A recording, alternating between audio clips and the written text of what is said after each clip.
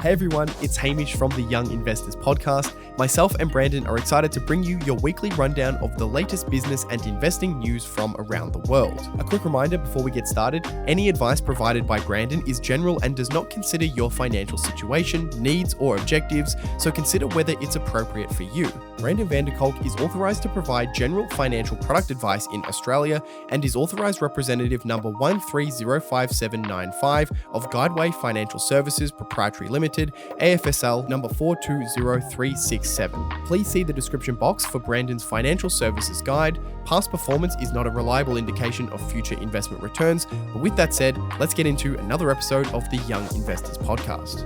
All right, guys, welcome back to yet another episode of the Young Investors Podcast. Hamish Hodder is back with me as always. That's what you normally do at this. Yeah. How you going, mate? I'm doing well. How you doing? Yeah, I'm pretty well. It's a beautiful week in Melbourne. I'm working on a new video.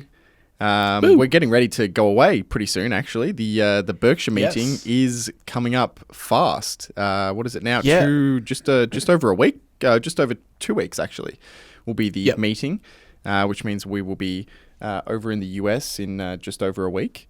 And I'm I don't think we've spoken about it on the podcast yet. No, I don't think we've spoken about it. Yeah, no, it's going to be an interesting one.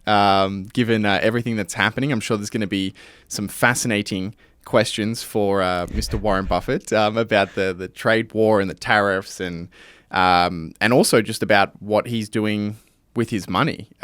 It's no secret that he's sitting on what is it, 330 billion or something like that in cash, an enormous stack of cash, and he may have put some of it to work in the last couple of weeks. We don't really know, and we will find out probably at the meeting. So it's definitely going to be an interesting one. That's for sure.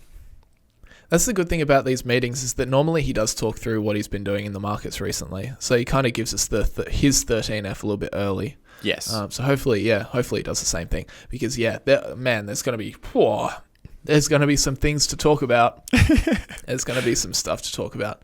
Yeah. It should make for a really good video. I'm excited for the video that we get to make after. We always do a video when we're over there in Omaha. Yeah. So that'll be cool. And make sure, definitely let us know, like in the comments and stuff, if you guys are going over to Omaha. We want to know about it, because there'll definitely be scope for hanging out, meeting up.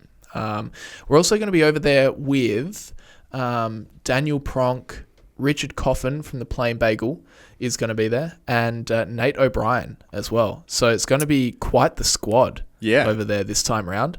So if you're on the fence about going, definitely go. Definitely encourage it, and we'll see you there. We'll see you on the convention floor. Yeah, it's going to be fascinating for sure. How have you been doing? I've been sick. You can probably hear it in my voice. But I've unfortunately caught a flu off of somebody, but that's okay. We shall persist. I still show up for the podcast when I'm sick. Hamish. You know how it is. How dare you? What are we talking about today, dude? I'm going to be talking about what Jerome Powell said recently about tariffs and the Fed's sticky situation around interest rates. And I'll talk later on about Google's getting sued. Big surprise there. Wow. They're always getting sued for something. Shocker. But, you'll find the Google story is eerily similar to something we've spoken about before. So we'll talk about that later. What are you covering? I've got some trade war updates. Fun. I want to talk about some of the first impacts that we're seeing at the shipping ports in relation to the US-China trade war, and also some of the other ways that the US and China are making jabs at each other beyond the tariffs in this kind of economic battle. Right. There we go. All right. Sounds interesting. Yeah. So with that said, today's episode is brought to you by Seeking Alpha, your one-stop shop for stock analysis, market data, and news. Access expert analysis and news for thousands of stocks. View buy, hold, and sell ratings from members, Wall Street analysts, and Seeking Alpha's own algorithm. Screen for stocks using a variety of fundamental and technical analysis metrics. Access 10 years of financial data and company filings, and manage your portfolio by tracking your investments with price alerts, so you never miss a buying opportunity again. Click the link in the episode description or head directly to seekingalpha.me/young investors to try Seeking Alpha free for 7 days. All right. Do you want to? In we go. Yeah, Jerome Powell. Hey. Yeah. What has he said? Because I haven't seen this. This must have been overnight, I think. I believe. He gave a speech. He just gave a speech, and in it he said what we were all thinking, but it's news because he said it. So the article headline is Powell indicates tariffs could pose a challenge for the Fed between controlling inflation and boosting growth. Which yeah, that's I don't know. What a unique take. Yeah, a very, very, very unique take. Yeah. No, we all knew that was the case, but of course it becomes a whole nother thing when Jerome Powell voluntarily stands up and starts talking about it. So, it says here, Federal Reserve Chair Jerome Powell expressed concern in a speech Wednesday that the central bank could find itself in a dilemma between controlling inflation and supporting economic growth. With uncertainty elevated over what impact President Donald Trump's tariffs will have, the central bank leader said that while he expects higher inflation and lower growth, it's unclear where the Fed will need to devote greater focus. He said, quote, "We may find ourselves in a challenging scenario in which our dual mandate goals are in tension," Powell said in prepared remarks before the Economic Club of Chicago. What a club. I'd love to be a part of it. He said, quote, "If that were to occur, we would consider how far the economy is from each goal and the potentially different time frame horizons over which those respective gaps would be anticipated to close." In a question and answer session after his speech, Jerome Powell said tariffs are, quote, "likely to move us further away from our goals, probably for the balance of this year." So he's, maybe don't expect any sort of interest rate cutting over the next little while. Although he said Powell gave no indication of where he sees interest rates headed, but noted that, quote, for the time being, we are well positioned to wait for greater clarity before considering any adjustments to our policy stance. He said, quote, "Tariffs are highly likely to generate at least a temporary rise in inflation," said Powell. "The inflationary effects could also be more persistent. Avoiding that outcome will depend on the size of the effects and how long it takes for them to pass through fully to prices, and ultimately on keeping longer-term inflation expectations well anchored." So he said it. That's basically the news story. He said it, yeah, and this is the kind of, like, some people will call this like a stagflation environment that people like Ray Dalio have warned about, where you can get both of the things that the Fed is trying to protect against, keep the economy moving, but also keep prices stable, can be, significantly at odds, particularly with something like tariffs, where you get higher prices but slowing demand. Which way do you go? Yep. Do you cut and then risk more inflation? Or do you raise rates and punish the economy even further? So it can be a tough environment. Stagflation. Five key forces. That was so funny. I sent Hamish a clip the other day. I was watching a new Ray Dalio interview. Mr. Dalio, welcome to Meet the Press. Thank you. Good to be here. Just call me Ray. Oh. And he was just getting wound up. And I was like, here we go. He's definitely going to say it. He's definitely going to say it. And sure enough, about a minute into his monologue, out it comes. There are basically 5 big forces through history that drive everything. It's so funny. I mean, if you look at any Ray Dalio interview from the last, 18 months or so, it doesn't matter what question the reporter or the journalist asks him. It doesn't matter what it is. It could be, what color shirt is he wearing? And he starts by saying, there are 5 forces. He's got his talking points down, which I would like to hear. Him actually answer the nuance of some of the questions he's been asked. He's sticking to his to the message that he's trying to push out. New world order. Firstly, you have the internal conflicts, the internal political conflicts. Then you have a rising power coming to match the existing power, whether there's military conflict, economic. Yeah, exactly. It's always the same. Yeah. Good on you, Ray. He's a funny guy. Yeah. I'd like to talk to Ray. I feel like he'd be a great podcast guest. Yeah, I think it'd be interesting. Yeah. I think he would. I feel like I just want to let him speak. All the interviews, I get yeah, we all know the 5 key forces and the stagflation argument, but in all the media he does, he always gets cut short.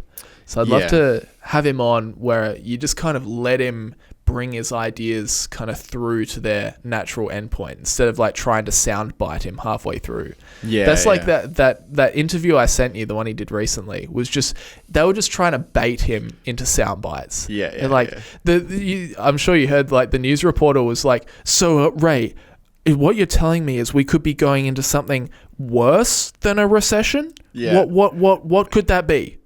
He's like, so, and then he doesn't say it, and the news reporter's basically at the end is like, so do you think we're trending into more of a something like a depression environment? It's like, shut up. It is funny. It's so obvious. You can tell that she's trying to get him to say the word depression. Like she wants him to say it, and then when she, as you said, when she can't get it, she says it. But she's like, what? She's like, what's worse than a recession? Essentially, it's like, what is it, Ray? Like, what would that be? Like, you have a good environment, then you have a recession, and then you have like she's trying to feed him what's so the bad. common other symptom that comes with anxiety? It rhymes with recession. What's that word? Yeah, that interview is exactly that. It's actually quite funny. But no, she couldn't get it out of him. Yeah. That's pretty much everything on the Jerome Powell front. I'm just trying to regain my place. Yeah, it says here the speech was largely similar to the one he delivered earlier this month in Virginia. In some passages, it was verbatim. Powell also noted the threats to growth as well as inflation. Gross domestic product for the first quarter, which will be reported later this month, is expected to show little growth in the US economy for the January through March period. Indeed, Powell noted, quote, the data in hand so far suggests that growth has slowed in the first quarter from last year's solid pace. Despite strong motor vehicle sales, overall consumer spending appears to have grown modestly.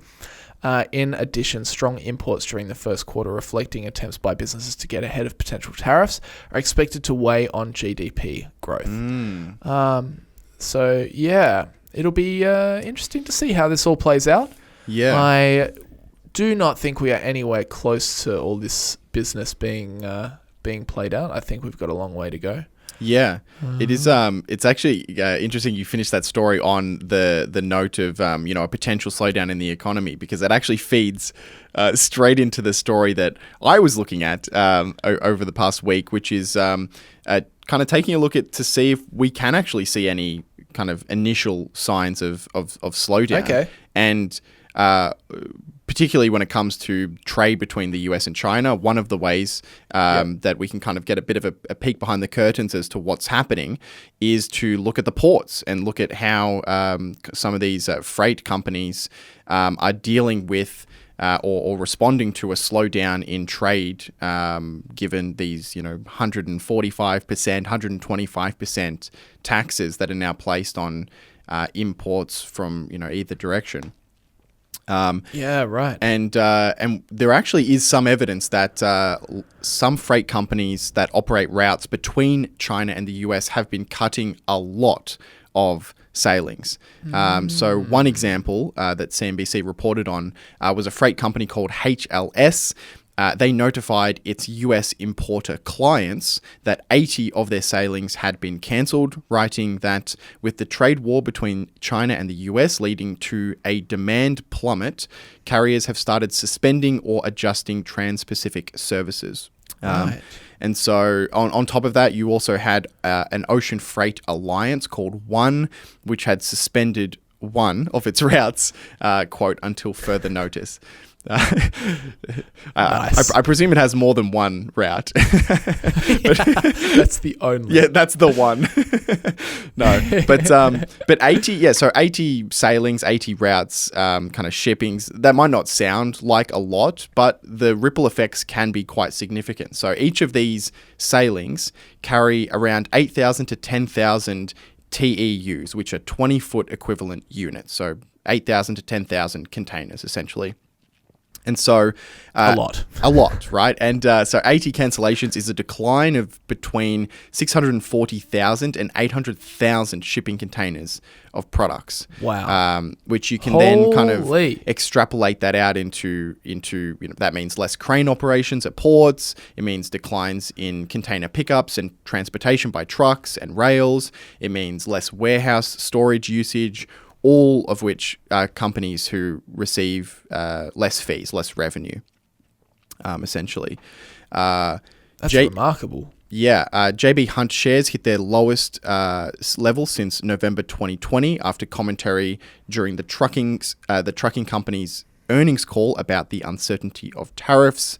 The World Trade Organization warned on Wednesday that the outlook for global trade had, quote, deteriorated sharply in the wake of Trump's tariff plan. Yeah, that's certainly some big effects. I forget just how many containers go onto these boats. Yeah. That's remarkable. Like 10,000 shipping containers. Yeah. It is crazy. That's wild. Yeah. Yeah. It's insane. And then this stat was this kind of blew my mind looking at this in the article. According to a company called Vision, according to their analytics on ocean bookings, the declines just between the week where the tariffs were announced, the kind of the big reciprocal tariffs, the declines in bookings is kind of crazy. So from the last week of March to the first week of April, the global TEUs booked, so the global shipping containers booked, fell 49%. Week over week. Whoa. Overall, US Holy imports moly. fell 64%. Overall, US exports fell 30%. US imports from China specifically fell 64%. And US exports to China fell 36%. And Wow. so, to be fair, this week over week probably also includes a lot of companies front-loading imports in order to kind of get ahead of the tariffs and then them stopping those imports. And so there's that kind of effect where you've, as you were kind of alluding to, where you've got companies who are trying to do a lot of imports early to get ahead of these tariffs. But yeah, it is pretty significant. So you think that makes these numbers look wider? I think that's I think that was like kind of the implication. That makes sense. And so we don't really know. Obviously, nobody knows until the quarterly earnings start to come out how bad some of these actual effects are. This is only a week, obviously, and they can be ups and downs. So but it does give you a kind of a window into the fact that there has been quite a significant slowdown. It's pretty wild, isn't it? I've seen even like some creators in the States having to shut down their creator kind of businesses, their products-based businesses, just because all their stuff's made in China. And, they run on reasonably thin margins anyway. And now it's going to be basically impossible. So they're just like, no, we can't keep doing it. That's crazy. Yeah. But that's some big numbers. It's it really does show you the impact into the economy. And you're right when you say, you mentioned that trucking company before, but once we start getting these earnings coming out, even like BNSF, like all these sort of like railroad companies, trucking companies, logistics companies, warehouses, all this sort of stuff, will be really, really interesting. You wouldn't expect them to, you wouldn't expect it to paint a pretty picture, although I guess it'll probably be next. Not the earnings for the first quarter, it'll probably be the earnings for the second quarter, which will be the bad ones, right? Because I guess April 2nd was where things turned really bad, and that's already past the end of the first quarter. Yeah, so we're basically just in the beginning of earnings season, really. But you're right. So we're not going to see probably a whole lot of effect in the actual numbers, but what we will see this earnings season is a lot of companies providing guidance for the next quarter and what they're seeing in the first few weeks of the second quarter, and probably guiding down. And guidance is it is what it is. You can't take it as gospel, of course, and nobody really knows what's going to happen. But you will see a lot of companies saying, "Hey, we've seen this amount of slowdown in the first few weeks of the quarter. And so this is what we're expecting. And so some of those numbers will be interesting to watch, but it all, of course, remains very, very unclear. No one knows where this US-China trade war will go next. And even with the reciprocal tariffs that have been paused for 90 days, they've been paused for 90 days. It's not as if they're just completely off the table. And so when those 90 days are up, well, I guess we'll see what happens. Do we do round 2 of that crazy week that we had? That'd be quite fun. It'd be like TikTok. I think TikTok's still supposed to be banned, right? Keeps getting paused. You're true. So it hasn't been banned. Yeah, exactly. Yeah, just kick the can down the road. Yeah, forevermore. Yeah. There you go. Yeah. I have another trade story. Maybe I'll just send it. We'll punch through all of this trade trade stories. But yeah, exactly right. But of course, trade tariffs, import taxes are just kind of one way in a trade war that companies can kind of make jabs at each other. So there's actually been a couple of other ways in which the US and China have kind of been going back and forth. And one of them is with regards to export restrictions and export controls on particular products. And so there's 2 updates, actually, one from the US side and one from the China side that have happened recently. From the US side, NVIDIA said Tuesday that it would be taking a $5.5 billion charge related to cancelled chip exports to China because of new licensing rules from the US government. And so they're going to be taking a massive $5.5 billion charge because of increased export controls related to some of their chips.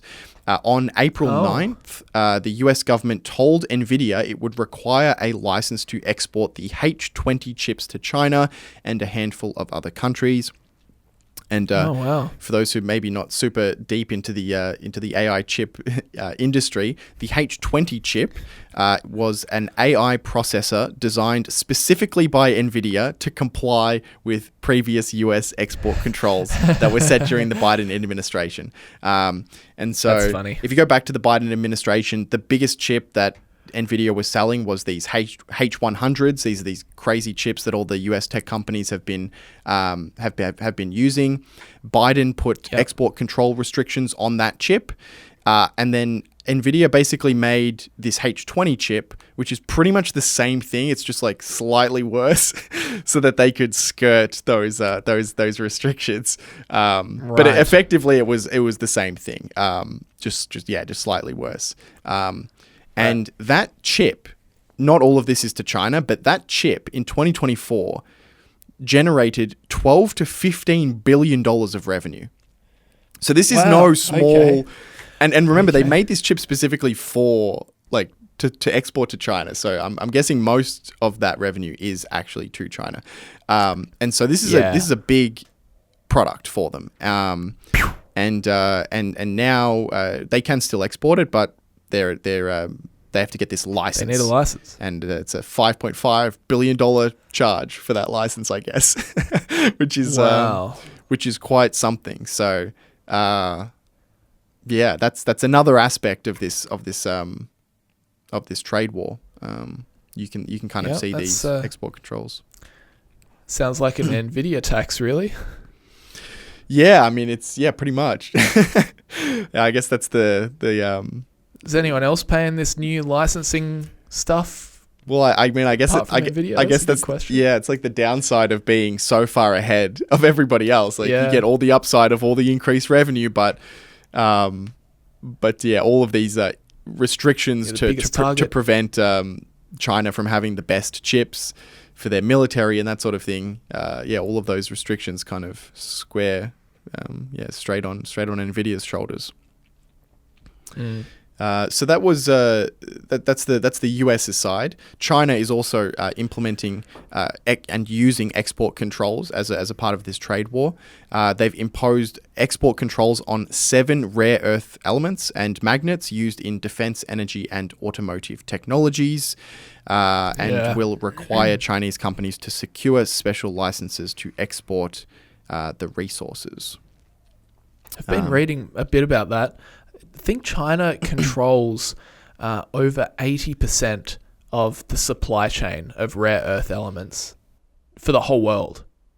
So, yeah, that's pretty wild. They're in a dominant position when it comes, and these rare earth elements are used in all sorts of stuff, in smartphones, electronics, defense, radar, all sorts of EVs, wind turbines, all sorts of stuff. Yeah. So China's in a very strong competitive position to really dunk on any country it wants when it comes to rare earths. Yeah. Because it all come from China. They're the ones that have the refining capabilities, I believe.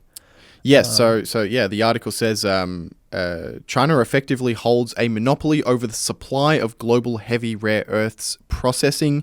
Such restrictions pose a serious threat to the US, especially its defense technology sector. Which imagine that.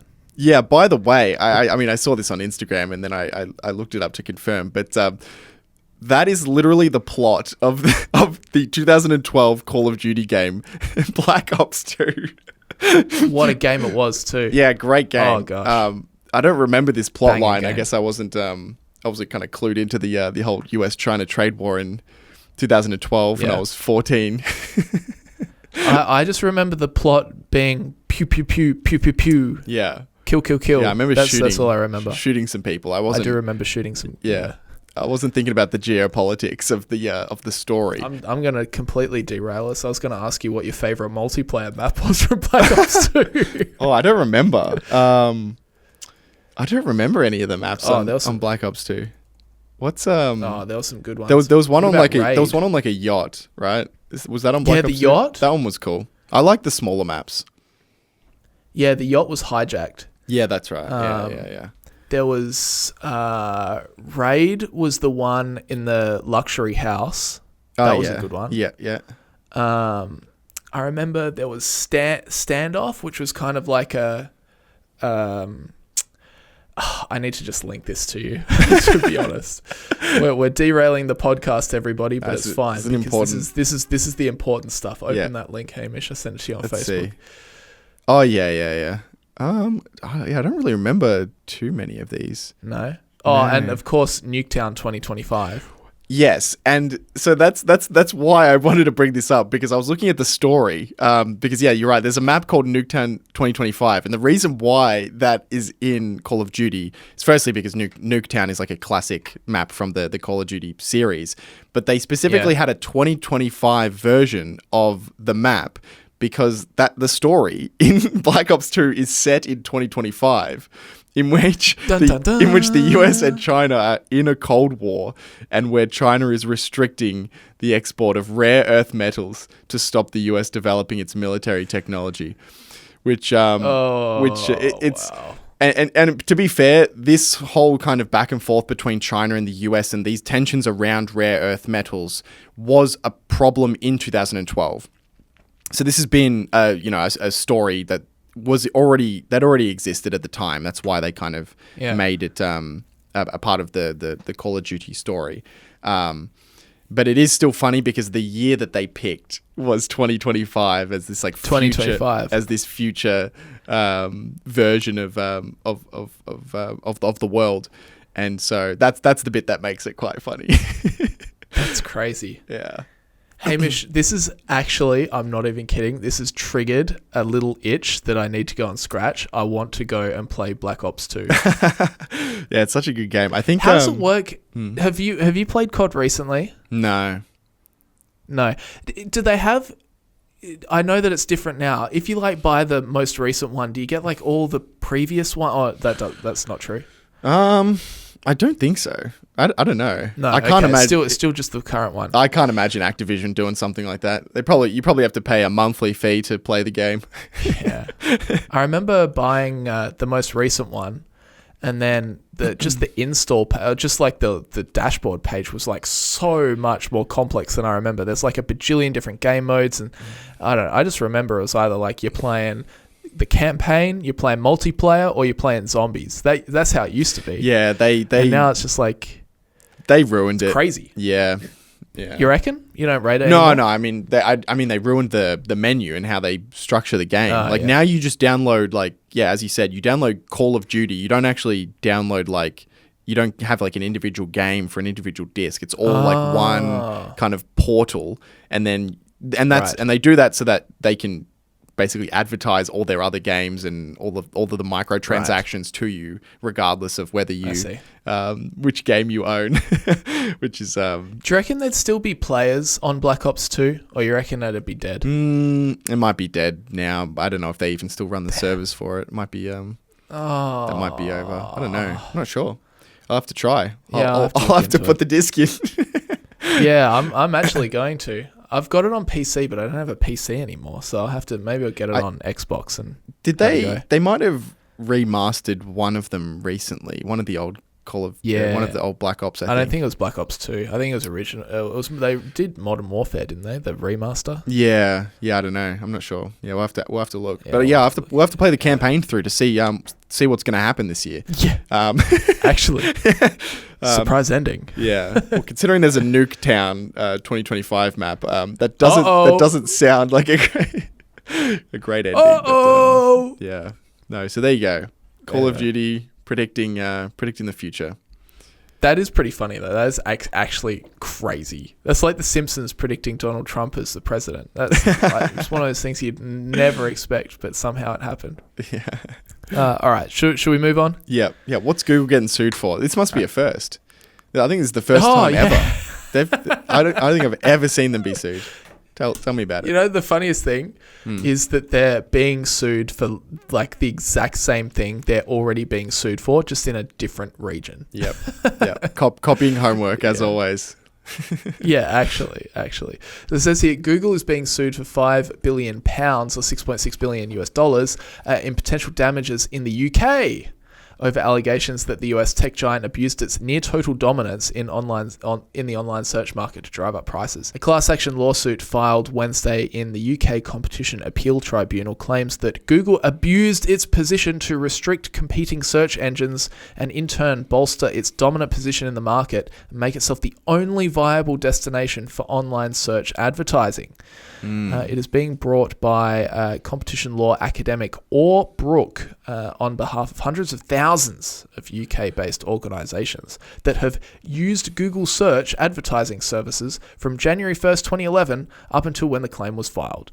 She is being represented by the law firm Gerrardin Partners. Quote, today, UK businesses and organisations, big or small, have almost no choice but to use Google ads to advertise their products and services, Brooks said in a statement on Tuesday. Quote, regulators around the world have described Google as a monopoly and securing a spot on Google's top pages is essential for visibility.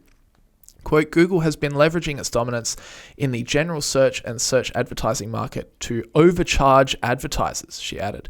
This class action is about holding Google accountable for its unlawful practices and seeking compensation on behalf of UK advertisers who have been overcharged. Google has responded to this. They called the case, quote, yet another speculative and opportunistic case, and said that it plans to argue against it vigorously. Quote, consumers and advertisers use Google's business because it's helpful, not because there are no alternatives, a spokesperson told CNBC.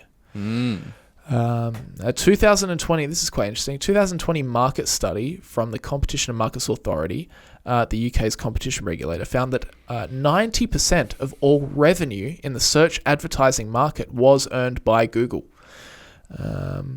The lawsuit claims that Google has taken a number of steps to restrict competition in search, including entering into deals with smartphone makers to pre-install Google Search on Chrome on Android devices and paying Apple billions to ensure Google is the default search engine on its Safari browser.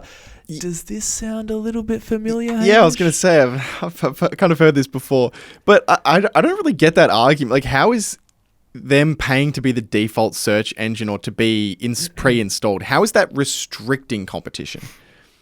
Like, how's that restricting competition? Like, that's just them paying to be default. It's not like they're paying to say, oh, you can't even offer Yahoo as an option or Bing as an option. That to me would be restricting. If they had a deal where they were the only search engine on a device, okay, that's restricting. You're paying to... The others were blocked. You're paying to prevent them, but paying to be up front and center...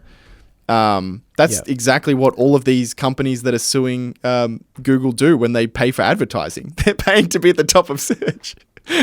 I would have a problem with it if the market was so distorted that the competitors couldn't even, compete for Google's, like Google has so much money that the other competitors couldn't even bid to be the default browser on smartphones.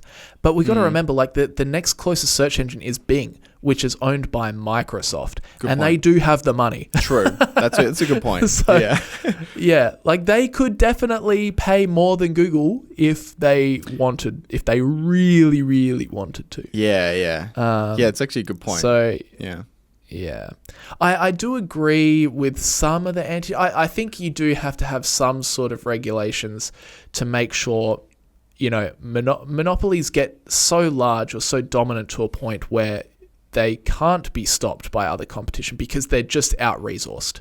Yeah. And yes, you can always make the argument that, well, that's because Google did a better job. And that's correct. That's why they're the monopoly, because they did a better job. They did better at business. But as well on the side of consumer protection, you also have to watch for those instances where it's so one-sided that they can use their power, or they can just do whatever they want, and there's just no hope at all for the other side. But I'm not sure that that's the case here. I mean, there still are other search engines. Yeah, I'm not going to lie. Like they showed here, 90% of the revenue flows through Google. I'm sure that 90+% of the search volume flows through Google as well. But to say that there's no other options, I don't think that's true. No. Yeah. I guess it depends if how narrowly, are we saying that a company is a monopoly if they have a monopoly, or because they basically do have a monopoly in search advertising, but that's not the only way that companies can advertise. It's not even the only way companies can advertise online. And if you expand to all online advertising, then Google still has a good chunk. I think it's like 60%. But there's a bunch of other companies, and it seems to be getting more fragmented. It has been very concentrated, but it seems to be getting more fragmented, the online advertising space. You have a lot of streaming services now that are essentially competing. Well, in essence, they'll be competing against YouTube, Google's YouTube, for video advertising, and then even ChatGPT.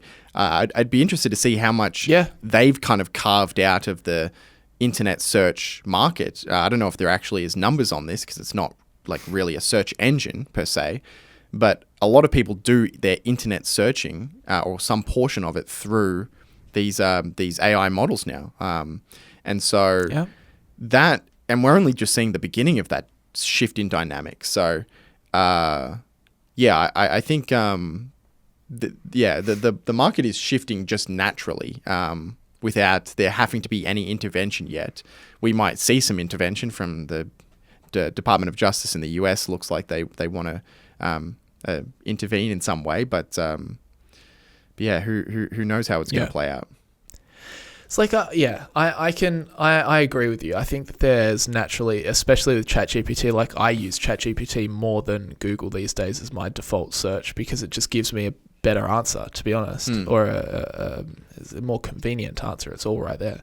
Yeah. But I can understand when people say, oh, Google's being anti-competitive with like the shopping thing that they did. I put it like, if you went into a Bunnings and they put all these Bunnings products as soon as you walk in, and then to get to the high quality products, you had to go right down to the back corner. Then I'm like, well, that's kind of like a bit of an abuse, but it's like, if Bunnings was the only hardware store you could go to, then I'd be like, well, it's a bit anti-competitive there, but so I can kind of understand that argument for the whole Google's shopping system where they displayed products favored by Google first before they showed other like shopping sites. But this one I don't know about, and the only other thing I've got to talk about here is that if this case does sound familiar to you guys, that is because it is familiar, because this is exactly what is happening in the US at the moment. There's actually two things to talk about here. So the first one is the US Department of Justice antitrust case, which started in 2020 and is ongoing. In that case, the allegation was that Google maintains a monopoly in online search by paying companies like Apple and Android phone makers to make Google the default search engine, thus stifling competition. That trial began in 2023, the biggest antitrust case against the tech companies since Microsoft in the late 1990s. The key focus was Google's $10 to $20 billion annual payments to Apple to remain as Safari's default search engine. And the current stage as of 2024, closing arguments wrapped in May 2024. A decision is expected mid-2025. So that case is happening in the US. And then we've also got the Android antitrust fine, which happened in the EU in 2018. In that case, the allegation was that Google abused its Android dominance by forcing manufacturers to pre-install Google Search and Chrome, preventing them from using forked versions of Android, i.e. non-Google approved versions. The outcome was that Google was fined 4.34 billion euros, or $5 billion US dollars, by the European Commission. And they were forced to change Android contracts in the EU, letting users choose their search engine via a choice screen. So, not the first time that we've seen this kind of allegation or this kind of lawsuit for Google. It does sound, as Google said, like it's opportunistic. It's like, oh, hang on, we're not trying to sue them in the UK yet. Let's get a team together, boys. Let's go. Come on, get together. Yeah. Is there a DOJ report on this already? Grab that. Yeah. Nick that. Yeah. Chuck it ththrough ChatGPT. Yeah. We'll change a couple words. Chuck it in the photocopier. Fax it off to the courts. Change dollars to pounds, and we're good. It's just handwritten out. This is crossed out. Yeah. Change America to UK. Yeah. And we're good. The European Commission loves a $5 billion fine. I swear every single one of these tech fines is $5 billion.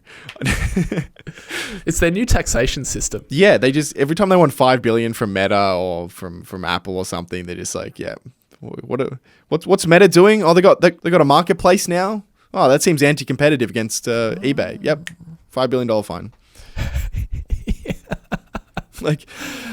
Actually insane. Oh, monthly finances came in. We got a $5 billion shortfall. Quick, which one? Point the finger. Amazon. No. Google. Apple. Yeah. Spin the wheel. Slap with a fine. Yeah. Spin the wheel. Yeah. Yeah. So there you go. Apple. Sorry, not Apple. Google is getting sued again. Although I'm sure Apple's getting sued as well. They're all getting sued. You're getting sued. I'm getting sued. Look under your seat. We're all getting sued. Yeah. Yeah, I guess we'll see. Again, all these cases, they go for years and years and years. So we get these little trickles of information, and unfortunately, never a conclusion. Maybe one day we'll get a conclusion to one of these. One day. Yeah. All right, that's it, guys. That's all we got. Thanks very much for tuning in. We do appreciate it. Hope you enjoyed the episode. Sorry about my voice and me probably sounding like, I don't know, death on wheels, but that's okay. Hopefully I'll be back. Next week. Although, will we have time for a podcast next week? I might be in the air. Ooh. We'll see. We'll see if we can fit one in next week. Yeah, we'll try and squeeze one in. If not, we'll do one in America. You know, last year we actually were so busy in America we didn't do a podcast while we were over there. We'll have to make time to do one this time. Yeah. Yeah. Well, we might see if we can snag a couple of special guests. We'll see if we can snag a few special guests on the podcast. No promises, but we'll see if they're up for it. Yep. We'll do our best. All right, easy as. Thanks, guys, for listening. We'll see you guys next week. See you guys.